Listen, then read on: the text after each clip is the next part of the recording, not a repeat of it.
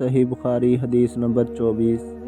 एक दफ़ा रसूल अल्लाह सल्लल्लाहु अलैहि वसल्लम एक अंसारी शख्स के पास से गुज़रे, इस हाल में कि वो अपने एक भाई से कह रहे थे कि तुम इतनी शर्म क्यों करते हो।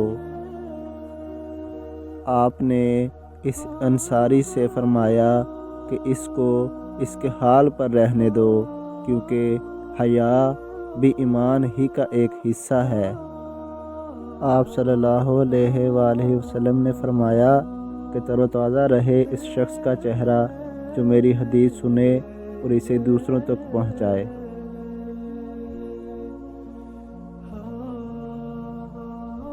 अस्सलामु अलैकुम। Please subscribe my YouTube channel and also give your suggestions in comment box. Thanks.